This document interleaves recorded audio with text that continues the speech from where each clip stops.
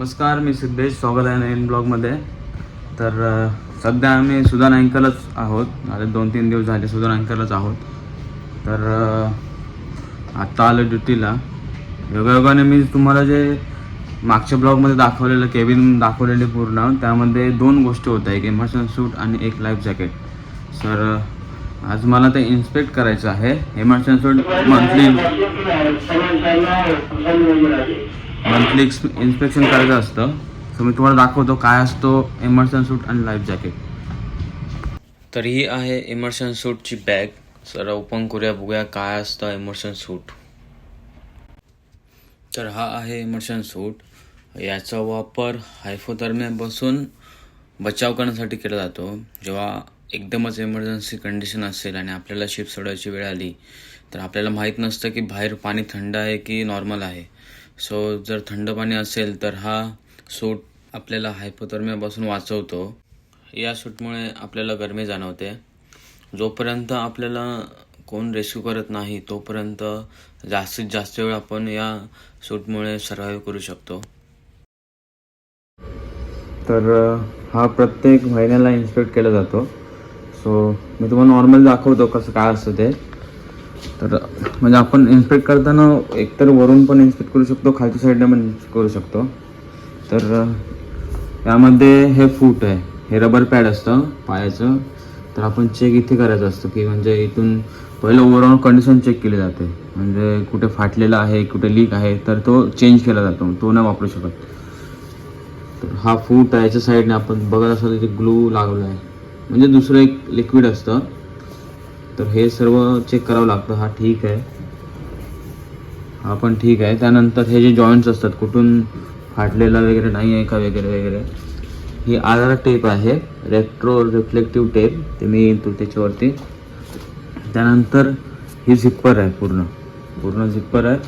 तर हा end of झिप्पर, हा शेवटचा जो भाग आहे त्याला ग्रॉइन एरिया बोलतात. हा पण इम्पॉर्टंट पार्ट आहे, कारण की जास्त तर इमर्शन सूट हे इथूनच लिकेज होतात. सो हा चेक करायचा. त्यानंतर हे आहे रेस्क्यूअर बेल्ट. म्हणजे समजा आपण बाहेर सीमध्ये आहे आणि आपल्याला कोण रेस्क्यू करायला आलं तर डायरेक्ट हा जॉईन केल्यानंतर याच्यामध्ये हुक टाकणार. जर हेलिकॉप्टर वगैरे आलं हा टाकणार आणि ह्याला आपल्याला वरती खेचून घेणार. त्यासाठी हा आहे रेस्क्यूअर बेल्ट. त्यानंतर ही झिप्पर आहे पूर्ण. ही झिप्परला लावायला एक जेल येते जी वॅसलिन टाईपमध्ये असते. तर त्याने त्याला लुब्रिकेशन स्मूथ होतं फक्त. ही चेन आहे.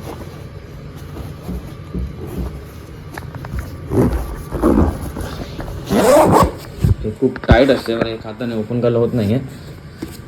सो त्यानंतर आपण चेक करायला असो फेस पार्ट. हा फेस पार्ट आहे, हा पण इम्पॉर्टंट पार्ट आहे इथे. हा जो स्टार्टिंग आहे झिप्परचा, कारण की इथून जर ब्रोकिंग असेल तर ती चेन निघून पूर्ण बाहेर येणार. चेन बाहेर आली की नंतर मग आपण त्यामध्ये पाणी गेलं तर ते प्रॉब्लेमॅटिक आहे. त्यानंतर आहे इनर साईड. हा असं हे जे तुम्हाला दिसतं आहे हे चेक करावं लागतं. हा ठीकठाक आहे, नवीन आहे त्यामुळे ठीकठाक आहे. मी दाखवते तुम्हाला फक्त. हा आतमधला भाग आहे. त्यानंतर याच्यात दिली असतं एक विसल, एक शिट्टी दिली जाते आणि एक लाईट. ही लाईट आता नाही भेटणार कारण की त्याला थोडंसं पाणी लागल्यावरच भेटतं. म्हणजे आपण जेव्हा बाहेर असू तर ती रात्रीचं आपल्याला जर कोण रेस्क्यू करायला आलं तर ते दिसलं पाहिजे. सो ती लाईट दिली आहे. त्यानंतर ही आहे पार्टनर रोप बॅग. म्हणजे मी तुम्हाला इथे फोटो शो केला असेल तर हडल पोझिशन असते. सर्वजण असं एकत्र जॉईंट असतात, ते एकमेकांना बांधून ठेवायचं काम करतं. म्हणजे जरी हात पकडून जरी राहिले नंतर हात सोडून दिले तर ह्याच्या सहारे आपण राहू शकतो हडल पोझिशनमध्ये. ठीक आहे. त्यानंतर आहे ही रेट्रो रिफ्लेक्टिव्ह टेप. ही पूर्ण मिनिमम 400 सेंटीमीटर स्क्वेअर असली पाहिजे. म्हणजे पूर्ण एक्स्ट्री 400 सेंटीमीटर स्क्वेअर. नंतर त्याची कशी कट करून लावाल हे आपल्यावरती. इथे दोन्ही पण हातावरती आहे, मधल्या भागावरती आहे, फोटोची इथे, नंतर पायावरची पण आहे. ठीक आहे. तर ही आहे बॅक साईड पूर्ण. इथे नाव टाकलं आहे आणि पोर्ट ऑफ रजिस्टर टाकलं आहे. ठीक आहे. तर बॅक साईडला पण सेमच आहे. हा जो मागाशी पुढून आलेला आहे तो रेस्क्युअर बेल्ट आहे. बाकी ओव्हरऑल कंडिशन चेक करायची, म्हणजे हे लिकेज आहेत का नाहीत वगैरे. बाकी तर हा ठीकठाक आहे. त्याचबरोबर हा पार्ट पण खूप इम्पॉर्टंट आहे, कारण मॅक्झिमम इथून लिकेज असतं. हा इथून जर हे चेनच्या इथून जर कुठे फाटलेलं असेल किंवा काय असेल तर ते खूप प्रॉब्लेमेटिक होऊ शकतं. तसं बघायला गेलं तर जिथून कट असेल किंवा काय असेल ते प्रॉब्लेमेटिकच आहे. पण हे मेन एरिया आहे, जसं की हा बघायला गेलं तर ग्रॉइन एरिया, त्यानंतर ही झिप्परचा स्टार्टिंग एरिया, त्यानंतर हा इथून. त्यानंतर अजून एक फ्रंट साईडला गोष्ट आहे ती म्हणजे डनिंग इन्स्ट्रक्शन्स. इथे डनिंग इन्स्ट्रक्शन्स नाही आहेत. डनिंग इन्स्ट्रक्शन्स काय असतात ते माझ्या लाईफ जॅकेट मी तुम्हाला दाखवतो. हे इथे आहे, चेक करायला सोलास अपलोड आहे का, तर हे आहे. बाकी इन्स्ट्रक्शन्स आहेत. The emergency suit has sufficient buoyancy and designed to be worn without the life jacket, असे इन्स्ट्रक्शन्स आहेत. तर हा असा आहे इमर्शन सूट.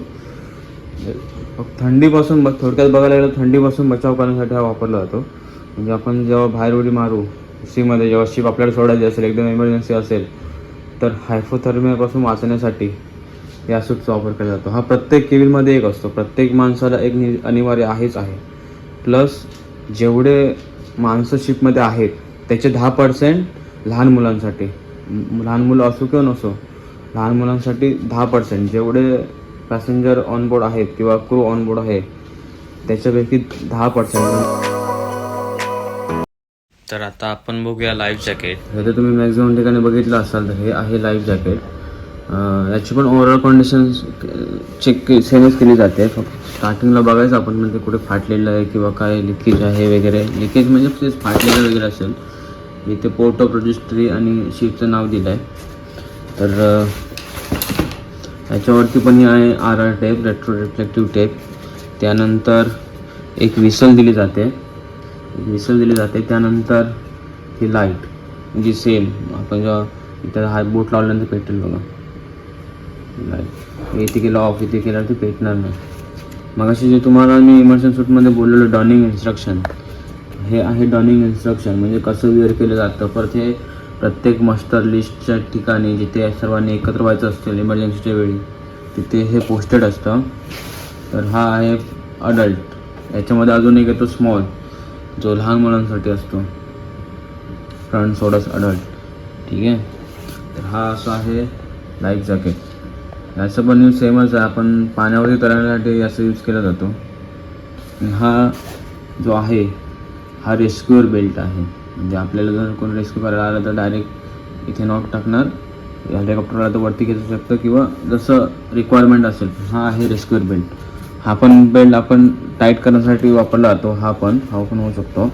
हा पण ॲडजस्टेबल असतो. आणि ही RR टेप जी तुम्हाला दिसते या साईडला पण असेल, या साईडला किंवा या साईडला पण, ही खूप इम्पॉर्टंट आहे. म्हणजे रात्री कोण रेस्क्यू करायला आलं आणि जर लाईट पडली समोरचा माणूस दिसला पाहिजे. सो ही रेट्रो रिफ्लेक्टिव्ह टेप पण तेवढीच इम्पॉर्टंट आहे. असे होते इमर्शन सूट आणि लाईफ जॅकेट. असे अजून बरेच सारे लाईफ सेविंग अप्लायन्सेस आहेत, ते मी तुम्हाला पुढच्या व्हिडिओमध्ये दाखवेनच.